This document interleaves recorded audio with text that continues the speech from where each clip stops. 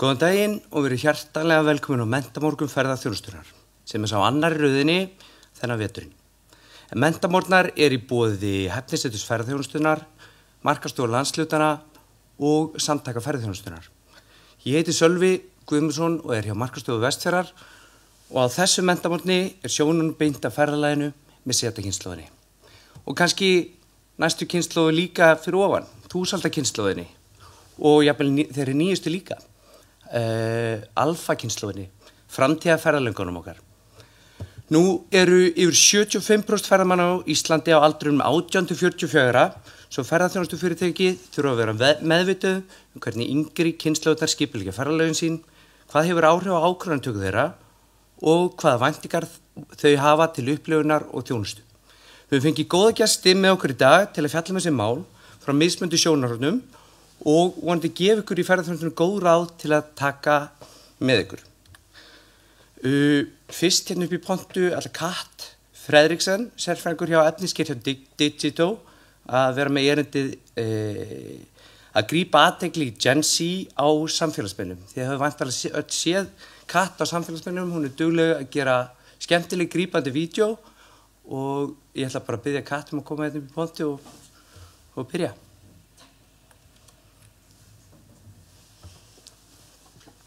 Takk fyrir. Ég ætla að gera þetta á ensku því þegar maður er svona smá kviðin svo er það bara auðveldara. So catching Gen Z's attention on social media. I've put together a very brief overview. This is me, Kat. All you really need to know is that I do social media strategy and content creation, and I've done a lot of it in the travel industry. I'm going to start you off with how social media sort of used to be and how it sort of has developed. So I think we all remember when we just could post one aesthetic photo, maybe once a week, and do a very simple caption. Those were the days. It's not really like that anymore. I feel like social media has become this bottomless pit that you just have to constantly feed. And the formats have also changed. So right now we need content that is based more like on video, and we need it to be more engaging. We need more realness in there, and we need to focus on how we can capture and keep the audience attention. So I'm going to be talking a lot about video for you guys. User-generated content, that's UGC. That's the term sort of for the type of videos that I create a lot. It's different from other videos that are more like advertisements. It has a lot of realness and human factor to it. It's often just filmed on a smartphone and also just edited on a smartphone in an app like CapCut, for instance. It works really well if it has real people on there. So not actors, but people who actually own the businesses or the actual travelers and their real experiences. And also, this is actually a great type of content for any business to start working on their own, because a key thing with this is that if you create content today, social media videos that are too pretty, too aesthetic, too much, people are just going to assume it's AI. So in this sort of weird times that we are in, slightly imperfect is actually perfect. So I always advise people who want to do more on their social media, have a business, or don't really know how to go about it. First of all, just get going, and then stop thinking about too much about it. Stop polishing and just start posting what feels natural to you. 3 crucial seconds. So one of the best pieces of advice I can come up with when you start making videos for social media is that you really have to think about how you're going to capture your audience's attention. We all know when we scroll on social media how fast we go about it. We have zero patience. If something doesn't catch our attention right away, we're already moving on to not just the next video, but maybe the next 5 already. So this is actually Adam Mosseri. He's the boss of Instagram, and I really recommend following him. He's brilliant. He gives very hands-on advice about how you can create great content on Instagram. And one of his key points is always just to figure out how you can capture the attention of your audience in the first 3 seconds. So we talk a lot about hooks in social media and content creation. I use 3 types of hooks. You don't have to use all 3 of them, but if you can sort of think about how you could incorporate them into your script and like how you're presenting your topic or your business when you create a video, that is just great.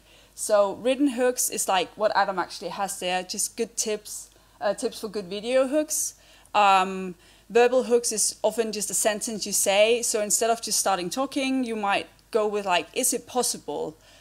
Something that piques your audience's interest and which motivates them to keep listening to what you're saying. And then we have visual hooks, which is a really, really big thing. Visual hooks, it doesn't have to be like something completely crazy, but for instance, just movement is a really, really big visual hook nowadays. You see a lot of videos, especially on TikTok, where people are just sort of FaceTiming. You feel like you are actually on a call with them. They're just like walking and talking to the camera. That is a visual hook because it's movement and it's just different from the very static content where people are just sitting down talking to the camera, or if it's just even sceneries and there's no person to relate to.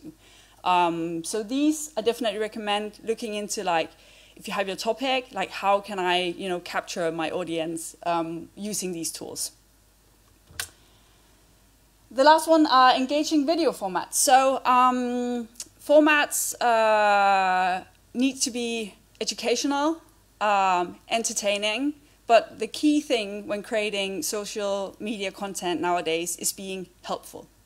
You need to provide information or visualize like the product, your service in a way that's like really helps the audience. It's not enough to just show pretty pictures. You need also some practical advice, how you can visit, like what you recommend, stuff like that.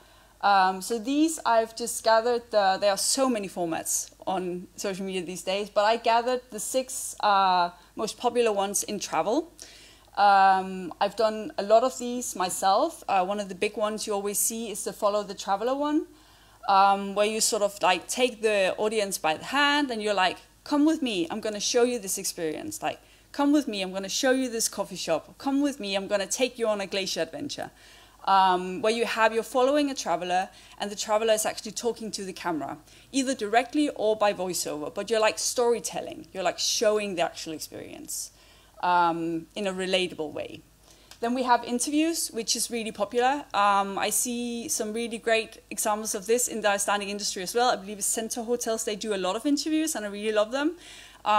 They tend to just talk to either locals or travelers, but you can also, as a local business, consider talking to your staff. So if you have an attraction, let's say a lagoon, because we have so many lagoons now, it would be obvious to sort of talk to your staff and be like, what is your #1 tip for visiting this place that we have here? And then they will like say different pieces of advice that is actually helpful to the audience. One might say like, oh, I recommend booking really early or coming kind of late because then there are fewer travelers here.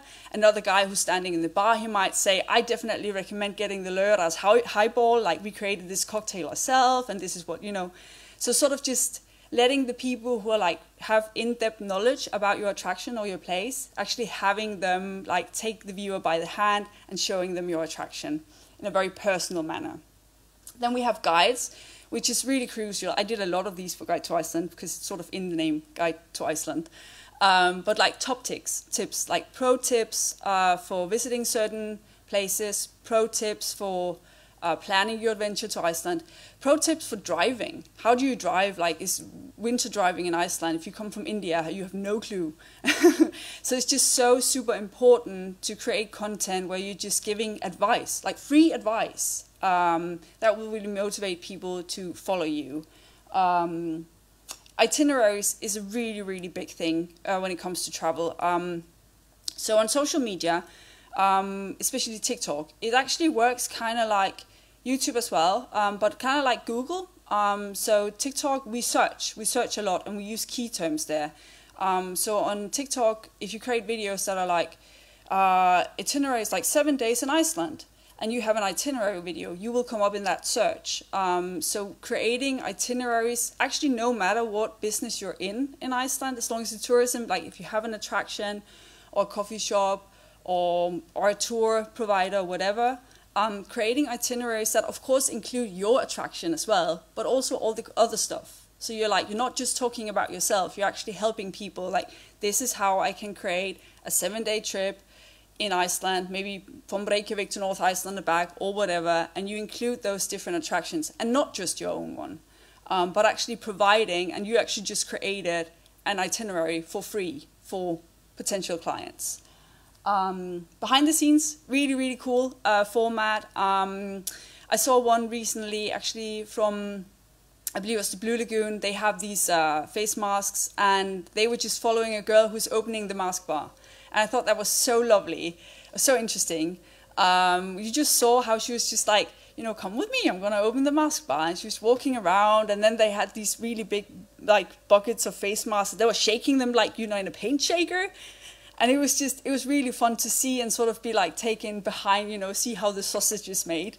People always love that. And also you get to sort of see the people who are actually working there and see the vibe.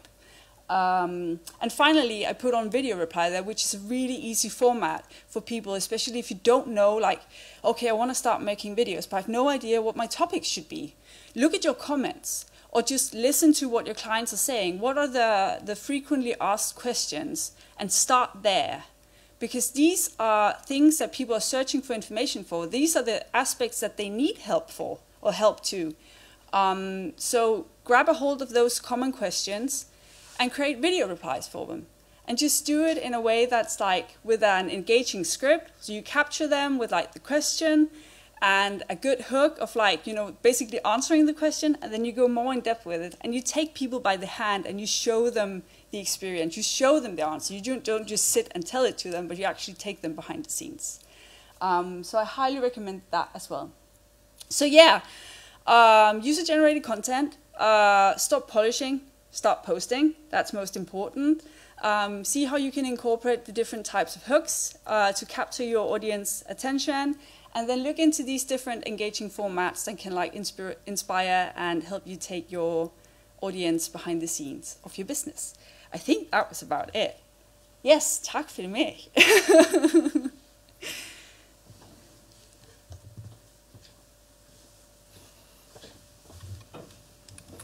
Takk fyrir Kat. Þú fangaðir athygli mína og þú fangaðir athygli allra heima líka, ef þeir sem sitja við skjáinn.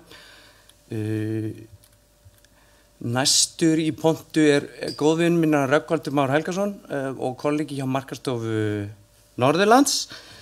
Hann ætlar að fjalla heimasíðurnar okkar. Erindið hans heitir stafræna heimilisfangið í lagi. Gjörðu svo vel, Rögnvaldur.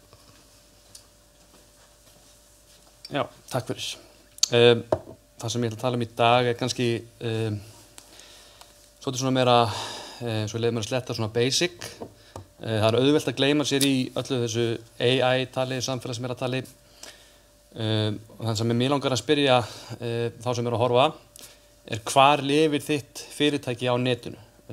Það á Facebook, það á Google, einhverjum þjónustum sem þið að nota, bókunarsíður og svo framvegis, eða þið með ykkar eigin heimasíðu og hún í lagi? Því að við þurfum að hugsa þessum heimasíðuna sem okkar stafræna heimili, og þá slóðin til ykkar stafræna heimilisfang.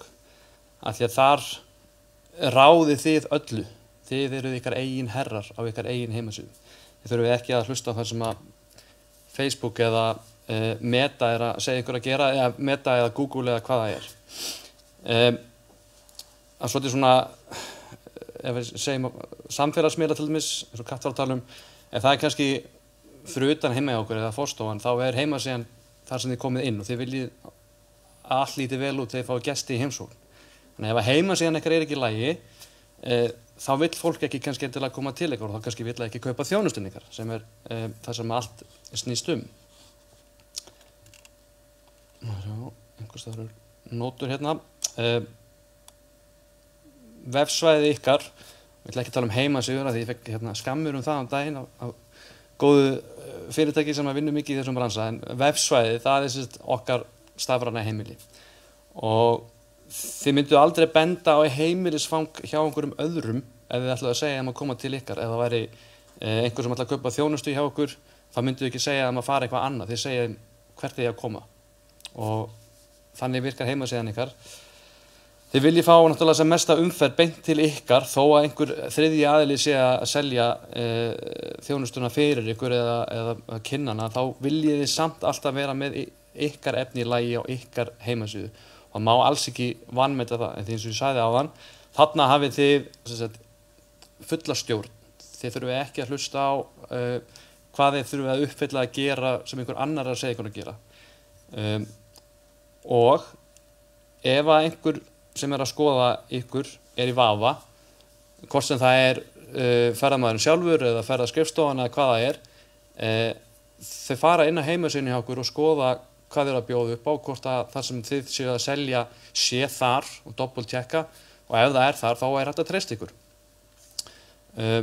Og kemur aðeins betur inn á hvernig það spila sér inn í gervigreindina eftir. Þetta þarf ekki að vera flókið, það þarf ekki að vera flókin heimasíða, það er oft sem að fólk mikla það fyrir sér. Og það bara að vera með réttum og góðum upplýsingum. Það er svona númer 1, 2 og 3. Það þarf ekki að svara öllum ítar spurningum. Þið eru þarna náttúrulega til þess kannski að svara þeim í tölvupósti eða bjóðu fólki að hafa samband. Og þegar þið eru að setja inn nýjar vörur eða einhverjar nýjar upplýsingar, þá segi ég þá fyrst að fara inn á heimasíðan ykkar og svo ítið því út á alla aðra kanala, sölukanala eða sölupípur, sölutorg, hvað það er. Af því að ef það er þar og það er til á í ykkar segjum þá hillu, að þá er það einhverja trúveruleikan ykkar og fyrirtækisins. Og það sem meira er að gervigreindin, hún leitar fyrst til ykkar. Ef hún finnur ykkur á netinu, þá treystur hún ykkur best. Þegar hún er komin heim til ykkar, inn á ykkar vefsvæði, og treystur hún því. Hún treystir því betur heldur en því sem hún finnur annars staðar. Og þegar við erum að tala vefinn okkar, þá náttúrulega erum við að tala meira heldur en kannski bara forsíðuna. Þau þurfa að vera með lendingasíður í lagi sem tengjast náttúrulega við það sem þau eru að auglýsa, ef þau eru að auglýsa á samfélagsmiðlum eða Google, hvað sem það er. Þetta er ekki bara fyrir fólki sem er að sjá þetta með sínum eigin augum, þetta er líka fyrir gervigreindina þegar hún er að lesa síðan ykkar. Að allar upplýsingar þar séu sem sagt réttar og einfaldar.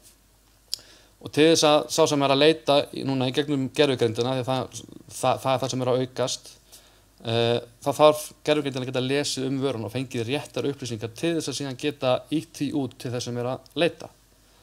Það hljómar alltaf rosalega einfalt en reynsla mín og mögulega sjálfa líka í okkar samskiptum og okkar fyrirtæki er svo að fólk er ekki alveg með þetta á hreinu.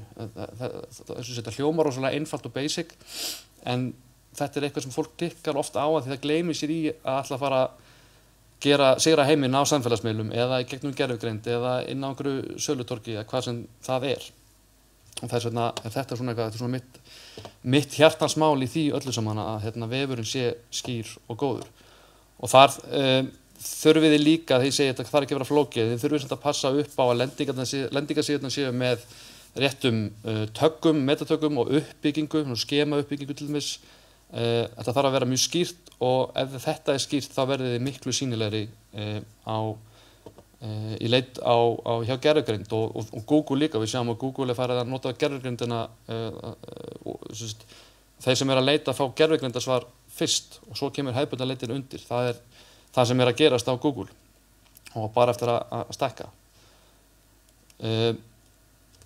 Og áfram, ekki svona, allt svona voða basic. Ef þið eru með jeppaferðir að selja jeppaferði upp á jökul, þá verður þið ekki með mynd af hesti eða mynd af snjósliða. Hljómar rosalega einfalt, en rosalega margir sem að klikka á einhverju svona einföldu. Ef ég sé auglýsingu fyrir jeppaferð og það er mynd af hesti, það er ekki jeppaferðin sem ég langaði að fara í, sko. Ok, þessi er bara einhverju bulli, ég ætla að fara eitthvað annað. Mjög auðvelt að tapa viðskiptum á þessu, þannig að einfaldið skilaboðin, sölupípan verður einfaldari og auki líkurnar á söluna, eins og ég segi. Þetta er einfalt, en þið þurfum að gera einfalt fyrir fólk að kaupa hjá okkur. Og við heyrum oft, ég er bara með Facebook síðu, ég sel allt bara gegnum eitthvað markaðstorg, eitthvað sölutorg.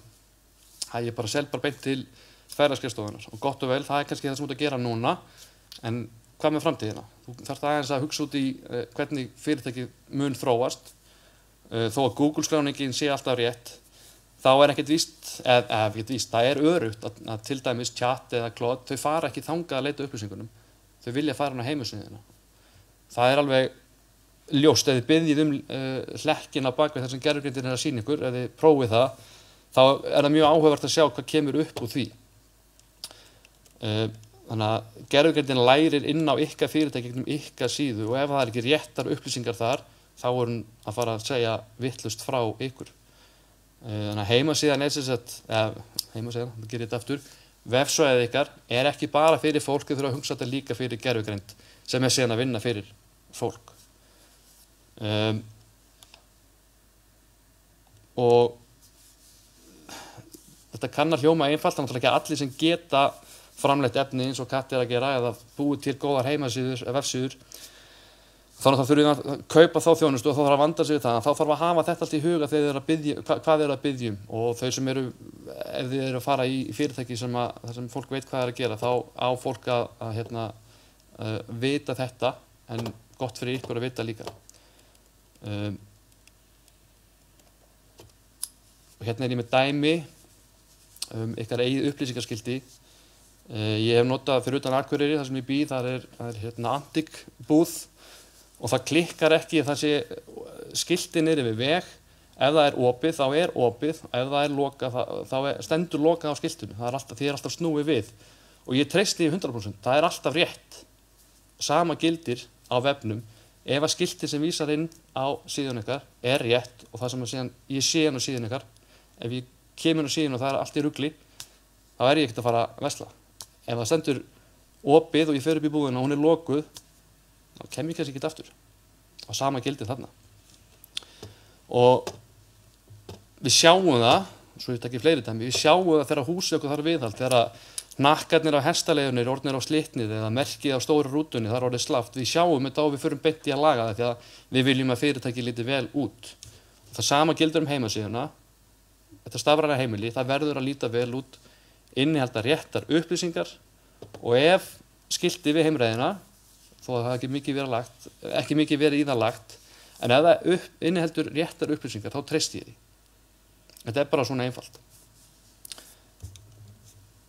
Og í lokin, þá tók ég tók dæmi, bað chat að finna fyrir mig dagsverðir frá Akureyri núna í júní. Þetta kannski svolítið, ég sjá þetta pínu lítið þarna á skjánum, en ég sem sagt bað að fá linkana. Segðu mér hvað þú ert að fá þessar upplýsingar sem þú ert að segja mér frá þessum Lake Mývatn Classic Tour og segja mér frá hvalaskoðun, það sem ég get gert og ég fekk alls konar svör alls konar ferðir og hvalaskoðun og ferðir til Siglufjarðar og meira og ég bað sem sagt segðu mér hvað á bakvið þessi svör, af hverju þetta segja mér hvaðan hefur þessu upplýsingar sem þú ert að segja mér. Og þá komið þessi svör, þarna eru 6 hlekkir, þar af eru 5 beint inn á heimasíðu fyrirtækjana, þar sem þau eru að selja sína þjónustu. Það bara Viator sem kemur inn með held ég ferð sem ég held að Saga Travel hafi þarna verið að selja, eða Travelin Viking, ég man ekki hvort það var, en það var allan að þessi ferð kemur þarna 2 sinnum. Það segir ykkur, þetta er svona undirstrikað það sem ég að segja, gervigreindin leitar fyrst þarna af því að hún treystir ykkur. Þið vitir langbest hvað þið eru að selja, þið eru uppspretta að öllu, þannig að passið upp á að setja stóla á ykkur og gervigreindin geti fengið réttar upplýsingar. Þegar Google-leitir eru að breytast, það er kannski ekki allir sem ekki öll sem eru farin að sjá Google-leitirnar með AI upplýsingunum efst, en það farið til þess að gerast á mér, ég fæ bara upp svona AI-glugga, kannski að koma í öllum. Og þetta eru þessar upplýsingar sem eru svo mikilvægar að sjá það réttar. Þetta að koma bara beint frá ykkur. Þannig að það munurinn kannski á hefðbundinni Google-leiti getur bara keypt ykkur efst inn, þá bara birtust þið efst.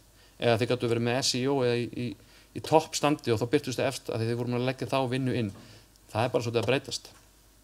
Og ef þið síðan farið í að leita vel að besta fyrir gervigreinda besta, ég veit ekki hvað er besta á íslensku, þá eru mesta líkur á að þið komið þarna efst í þessum glugga. Þannig að við hjálpum gervigreindinni og fólki að rata heim til okkar á vefnum og á stafræna heimilisfangið svo að okkar kunni rati til okkar í raunveruleikanum. Takk fyrir mig.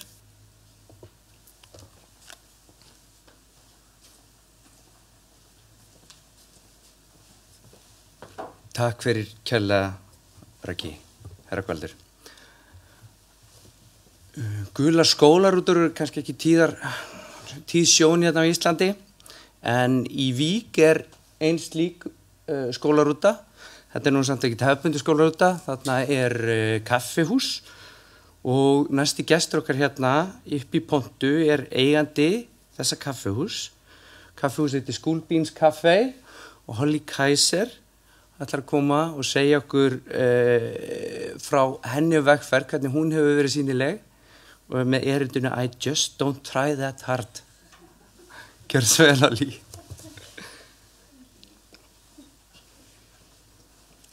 Góðan daginn. Ég tala smá íslensku, so I'll be presenting in English if that's okay. My name's Holly and I own School Beans Cafe in Vík. It was Iceland's first school bus cafe and Iceland's smallest micro roaster.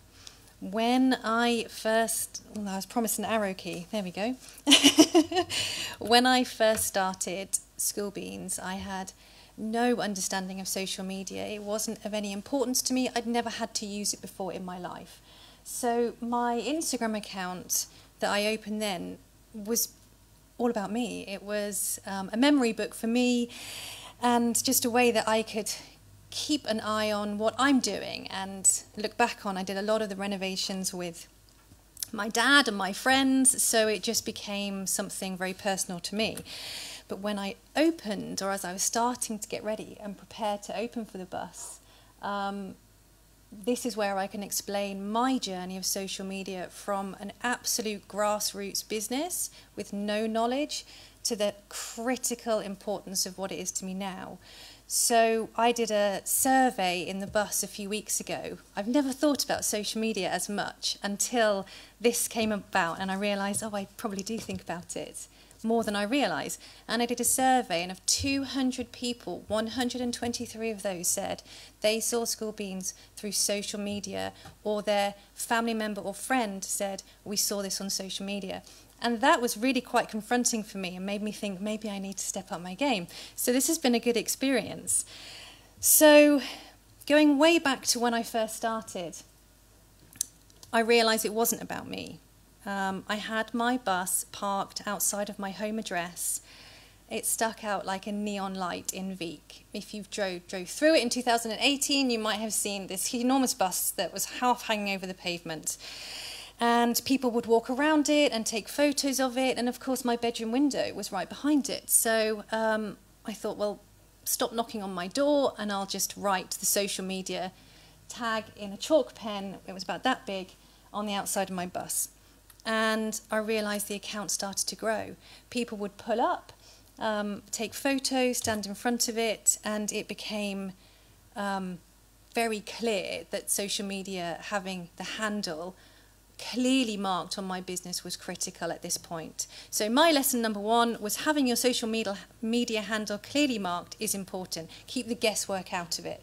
So this small chalk piece of writing suddenly gained quite a bit of traction. And these are an example of some of the posts that people put on social media. And I was like, this is fantastic.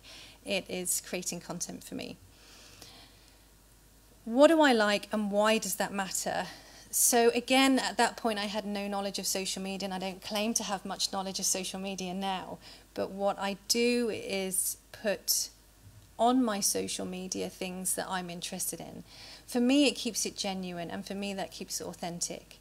Things that keep me interested are obviously the bus, the interior, the renovation. My cat follows me to work, so I'm now the crazy cat lady that has a school bus, living in a strange town in Iceland. I have a partner, which is quite surprising, because who would have thought that would be an option? Food and drink and nature, and my family and my foundation is be kind, and I think that's a message that isn't pushed hard enough these days. So that was on my mission list. Hilariously, when I was asked to do this presentation, And I looked at different areas of what I'd be talking about, and particularly the highlighted ones, which are the planning, the experiencing, and the reviewing. I had to Google what millennial, Gen Y, and Gen Z meant because I am apparently Gen Y or millennial, can't even say it. So I didn't know what that meant, I'm sorry. And when I first opened, I was graced with influences in my first year of business, and it was fundamental to the success of School Beans. I opened during a pandemic, and one influencer came in, Sorella Moore, and she did one post, and then the rest started to follow, and it was vital. And then the penny dropped. Okay, social media is actually going to bring me an income. So it's a whole new level. There's followers, and then there's a financial reward as a result of social media. This incredible free marketing platform that I didn't know anything about was earning me an income when other businesses were suffering during a pandemic. I felt so lucky. And now, 5 years later, I still don't really know what I'm doing. So I give them what they want. There are trends that I can't keep up with. I don't use TikTok. I have a TikTok account, and I never really post on it. I try and reduce my screen time, but I know that I have to use social media because it is a fundamental part of my customer base. It really is. Luckily, I have two 20-something-year-olds that work in the bus and another gentleman that is my age, so we won't disclose that. So I focus on things like posting a pretty picture of a drink, my cat, and then the younger generation, just because that's what they enjoy, create some really fun videos, and they follow more of the trends, and it's hilarious. But looking at the information, when I look at, say, a video, this is Andrash at the far end there, you'll see the engagement there. It's 445 likes, 34 comments, 3 reposts, 10 shares. Then you go to the other side, you've got a moon milk, which is really pretty, 149 likes, 6 comments, no reposts, 7 shares.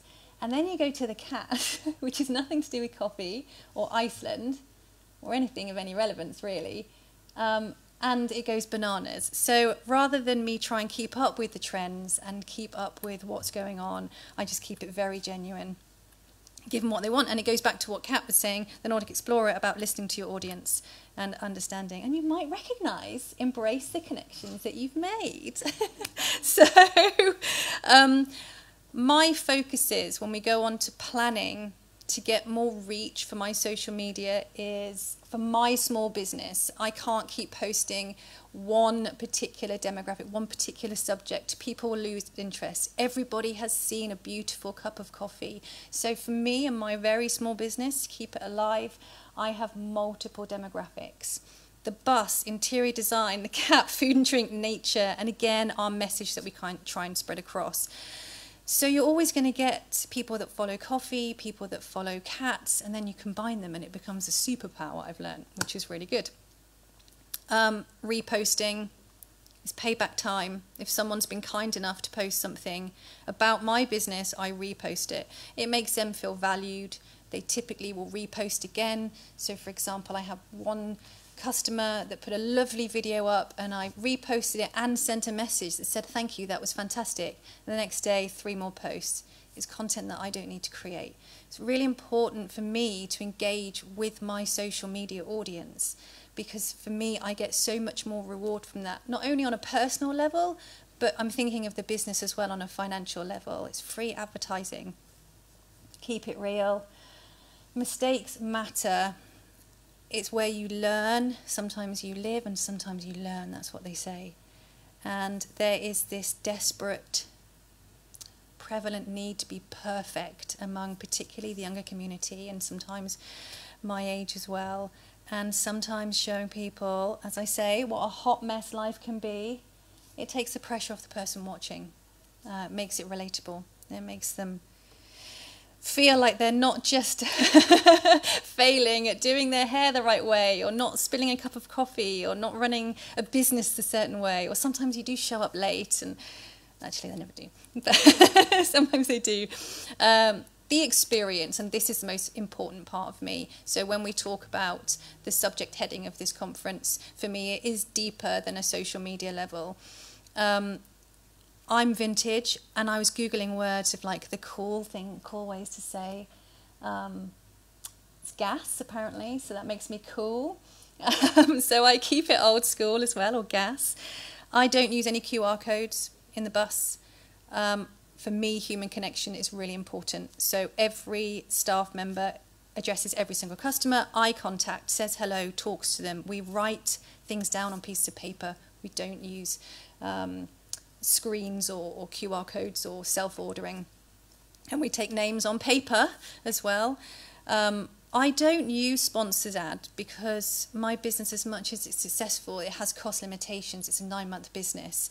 So for me, it also takes away me feeling like what I'm doing is working.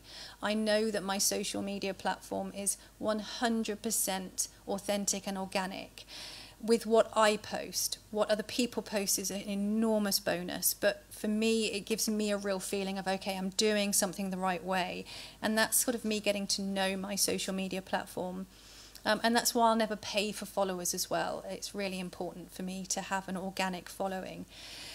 I keep it really old school in the bus too. I do raffles. That gets so many followers. If you spend over a certain amount, you get a raffle ticket. Follow us on social media. On the 1st of the month, we're going to draw a prize. It goes bananas. It's such an organic way to get the people that have been into the bus. They've already become a customer, but now they might have us on their account so they can pass us on to the next person.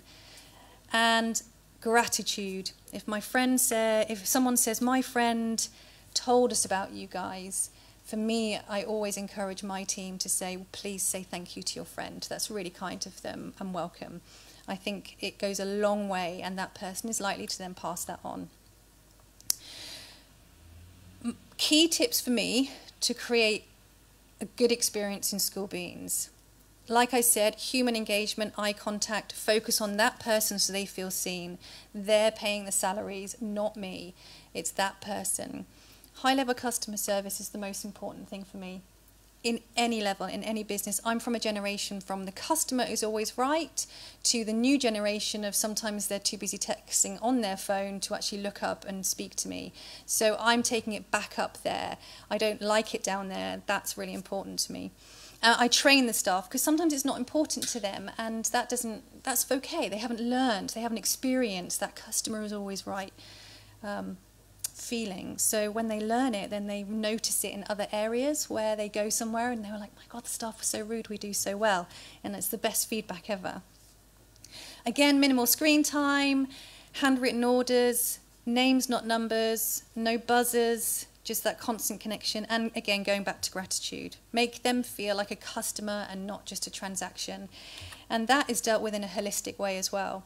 So I reply to messages on social media. I like posts and mentions. I send thank you messages. When someone buys something from the online store, I'll write a little postcard. And then if someone sends a gift, because we get fan mail, which is quite funny, I will make sure I send them something back and say thank you. Circling back round to the main topics, planning. We do regularly get customer messages, emailing, saying they can't wait to visit us and that they're happy to meet us. So our first engagement is at that point. And from the last engagement when they leave us or we repost the story a week later, that's where the experience stops. It's from start to finish. It's not just when they walk in and give us their money. And the experience, as I said, when you arrive, they already know a lot about us, and it's just making them feel that they're part of that. And you'll see that we get some really nice messages and we get gifts, and that's all because of social media. And we share a lot on social media as well. We always share our successes as well as our failings. We've won a couple of awards. The European Coffee Trip was a really big one for me. And that one is asking for votes on social media, purely on Instagram, and which connects to my Facebook. And because of that, 2 years in a row, we've won European Coffee Trip. So social media for a small business is vital. And a simple recap, in an overwhelming online world, the huge social media is social media. Connect as humans. Try to avoid the artificial perfection. Keep it real, people will feel it, and show gratitude.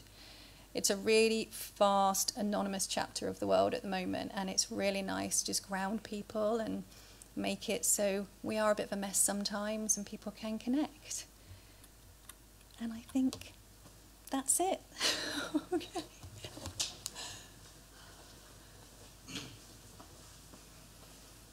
Takk kærlega fyrir Holly Kaiser. Næsti pontu stuðboltinn. Stuðboltinn Anna Stansen sem eigandi og þjálfari hjá Kvam. Hún erindi hvað skiptir kynslóðna máli í ferðaupplifun og þjónustu. Gjörðu svo vel Anna. Já, góðan daginn, gott fólk. Ég jafnframt elst, held ég hérna af þessum sem að koma og halda fyrirlestur. Sem pínu sjokk fyrir mig þegar ég veit að samt ekki eins og ég ger ráð fyrir því þegar ég horfa á fólk á þess að ég sé eitthvað að dæma. En líka af því að ég kom með blað með svona notes sem gerir það verkum að ég pottet X-kynslóð eða ég ekki boomers en ég X-kynslóð af því að hver kemur upp með svona skrifað niður eins og ég. Og þið sem að horfa hérna, þeir eru mjög líklega af öllum kynslóðum.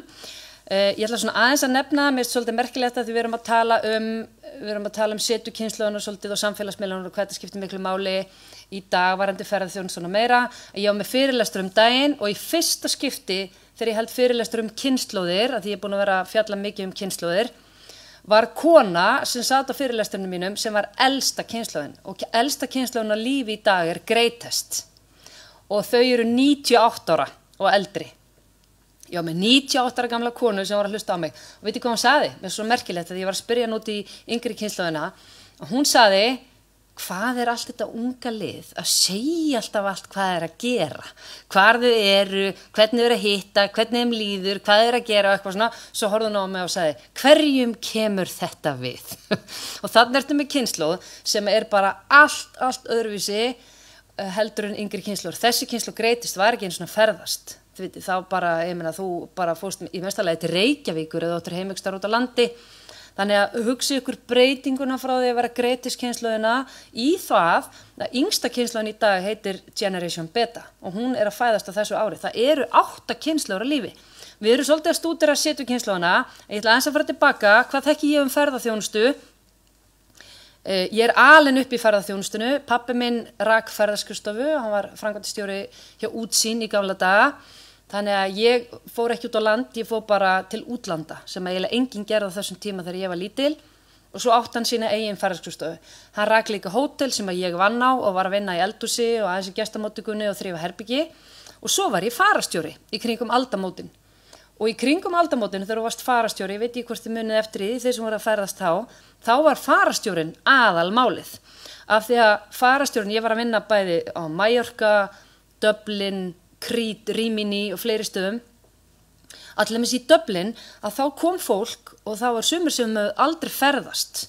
Þannig að þau komu til mín í gestamóttökuna af því að ég var Google, TripAdvisor, Booking, TikTok, ég var allt og ekki bara ég, heldur þeir sem voru að vinna með mér sem á þeim tíma kallust samfarastjórar en myndu nú kannski ekki allir kalla það í dag en þetta svona fólk sem voru að starfa, þetta var nú bara okkar á milli, farastjórnir sem voru að starfa með mér, þannig að fólk kom til okkar og bókaði, við vorum hérna með vísa, klikk, þú veist hérna að því þau voru að bóki ferðir og fara með okkur í alls konar bæði ferðir og svo bara hvað veitingastöð á ég að fara á.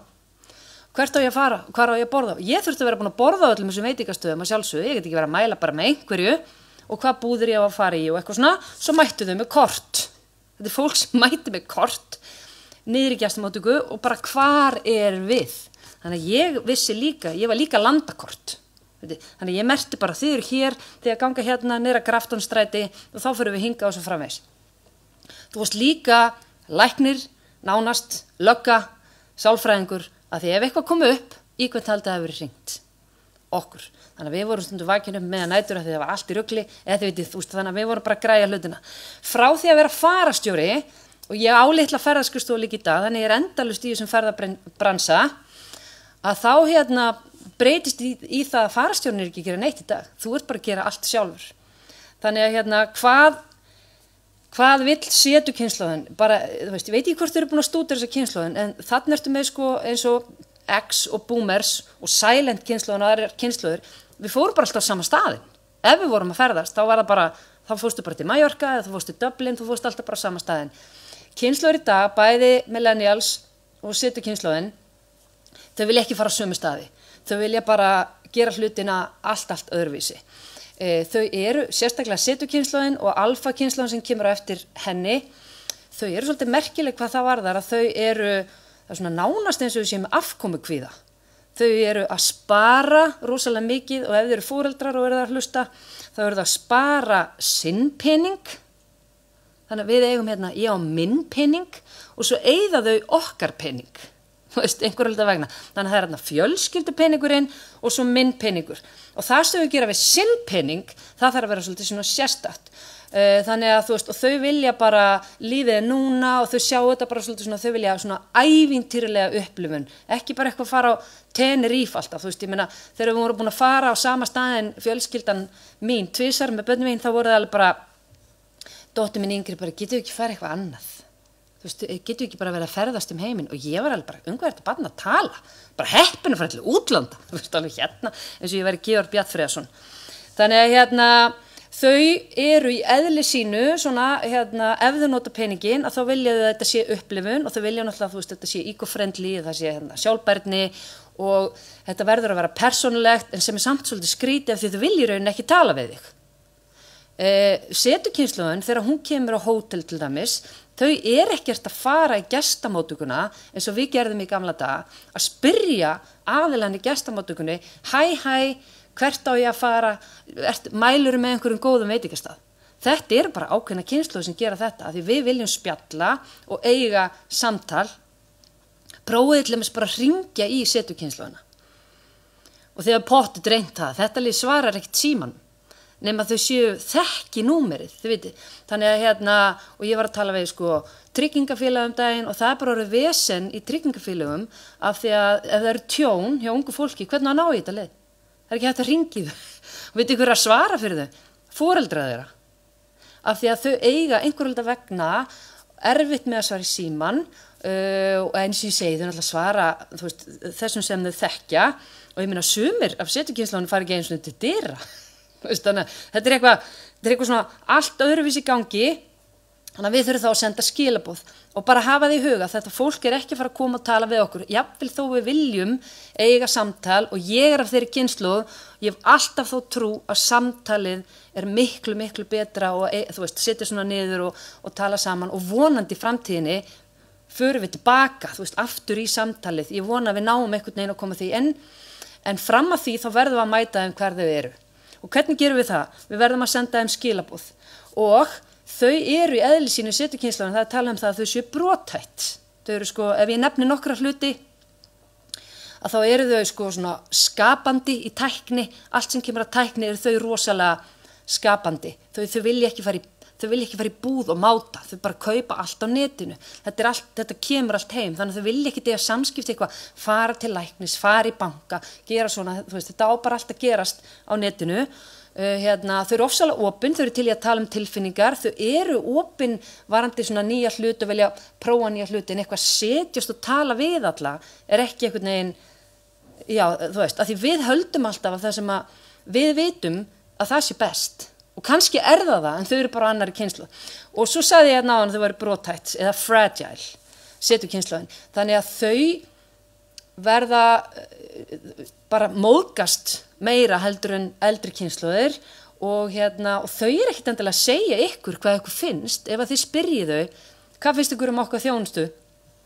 Þá gætu þau sagt frábær þjónusta eða eitthvað, já, flott, eitthvað svona. Svo fara þau netið og skrifa eitthvað. Og það það sem svolítið svona erfitt. Þau skrifa ef þau eru óana en þau eiga erfiðara með að segja það við þið beint út. Þannig að við þurfum að passa að samskiptin við þau séu góð og ég ætla bara að gefa ykkur dæmi, dóttir mín, hún notar chat og gervigreindina mjög mikið og hún var að skrifa póst dagina því hún að halda svona námskeið og hún var að skrifa póst til foreldra. Og hún skrifar póstin til foreldra, svo setur hún allt inn á chat, svo segir hún hæ við chat, hún segir mamma, þú að muna að vera góð við chat. alltaf vera góð við chat, af því þegar chat tekur yfir heiminn, þá man það kannski eftir þér, að þú varst almennileg og eitthvað svona, ég bara, ok. Þannig að hún setur þetta inn og segir, heyrðu, getur þú gert miðaldra post fyrir mig? Ég að senda post til foreldra, hún setukynslóð, þannig að hún setur bara í chatið, nennir að setja svona broskalla sem hentar miðaldra fólki. Þú veist, og það bara fólk yngri en ég, sko, en þú veist, fólk á bara eldri en hún, þannig að chat bara ekkert mál og eitthvað svona og kemur tilbaka og ég vissi ekki hún að ég setti þetta í gerfugrindina, þannig ég segi, vá, þetta er flottu póstur, það því ég sé póstinn, hún leið, já, ég bara gerfugrindinum að hjálpa mér, þá var hjörtu og broskallar og eitthvað á réttum stöðum, þannig að að því að broskallar eru orðið svona smá vesen í samskiptum á milli kynslóða. Þannig að þetta þurfum við að vita, erum við að gera of mörg hjörtu. Þú veist, erum við bara að gefa þumalinn og yngri fólki bara, oi, þetta er kaldur staður eða þurr staður, mér langar ekki að koma þangað því þau svara svona.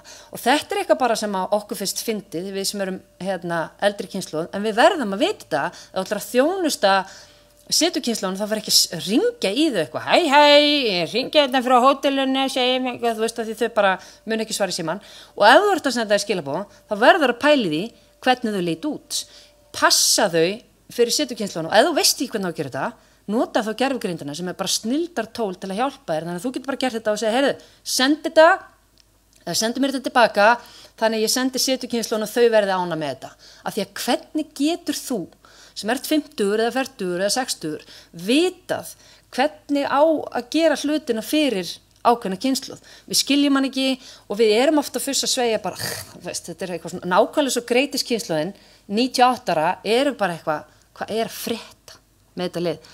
Þannig að og svo líka með alfa kynslóðin, þetta eru bara svona kynslóður sem að þú getur höfða til þeirra sko hjartans, þó þau vilja kannski ekki tala við þig, er svona beint út, að þá allt sem hún gerir myndefni ef það er svona tilhjartans og bara svona eitthvað yndislegt og gott og kettir og þú veist eitthvað svona fallegt og sætt, þá eru þau að tengja. Þannig allt svona sem að, þið veitir, allt svona sem að bara ef þú skrifar einhverja marga punkta til dæmis eða gerir 3 punkta í því sem þú ert að gera, þau líta á þetta sem svona kaldhæðni og svo verður maður að vita að maður er 50 eða þú ert að senda til dæmis blikkall á ungt fólk, að þá ertu bara perri. Einhver hluta vegna ég komst bara þessum daginn og eða kaldhæðin eða þú ert að segja bara frábært, hlakka til að sjá þig, hlakka til að sjá ykkur, eitthvað svona, að þá gæti þau bara verið að upplifa, hlakkar hana virkilega til að sjá ykkur, þá er allt í einu blikkallinn komið einhverja meiningu sem að ég held að sé svona hæ, eitthvað svona æðislegt, og ég kannski senda okkur 23 ára kallmann, þannig að hann getur verið að halda að ég væri að reyna við hann, sem að ég vil alls ekki hann haldi það. Og þetta er gott fólk þegar þeir eru búið til efni. Ég segi það ekki að auðvitað er miðaldra afsláttur. Ungt fólk gefur miðaldra afslátt. Þannig eigum við að fara af stað og bara búa alls konar til að sjálfsögðu. Og hvað er best? Bara vera einlægur. Ég held samt sko að fólk á mínum aldri, við eigum bara svo oft svo erfitt með þetta að vera eitthvað, hæ, ég er hér að segja, þú veist, þetta er þvílíkur eitthvað svona hindrun að komast yfir. En svo held ég að þegar við erum komin yfir þetta, þá verðum við bara, þú veist, og gera grína því líka. Við erum 50 ára, eða 40 ára, eða 60 ára. Ég ætla ekki að klæða mig eins og einhver tvítugur. Þú veist, ég get gert alls konar hluti til að koma til móts við þau, en ég er samt 50 ára. Þú veitir, þannig ég mun koma með blað, þú veist, og ég mun bara vera í minni kynslóð og gera það sem að ég tel vera rétt, á meðan þú ert bara, eins og ensku segiru, að betra orðað ensku, það er likeable. Ef við erum likeable, það er sko viðkunnalegt á íslensku, mér finnst þetta einhvern veginn betra á ensku. Þannig ef við erum likeable í öllu formi, social media, þjónustu, inn á vefsíðunni, eða hvað sem við erum að gera, þá er ég alveg pottet á því, sama hvar við erum hvað kynslóð, að við munum ná árangri. Takk fyrir mig. Tek glaði með mér.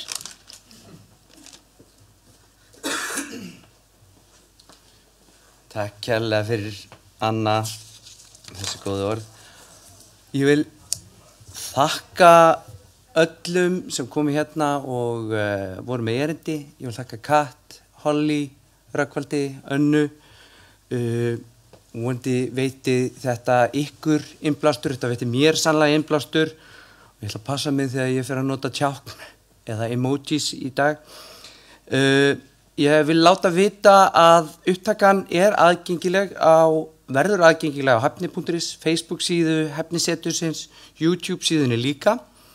Og svo vil ég biðja allum að fylgjast með Mentamorgnum í vetur, þar sem við tökum fyrir fjölbreytt málefni sem snúa að aukinni hefni, gæðum, fagmennsku í ferðaþjónustunni og hvetja ykkur öll til að kíkja inn á heimasíðu Hefniseturs ferðaþjónustunnar hefni.is til að kynnast ýmsu stuðningsefni og verkfærum fyrir ferðaþjónustuna sem eru öllum opið og endurgjaldslaus.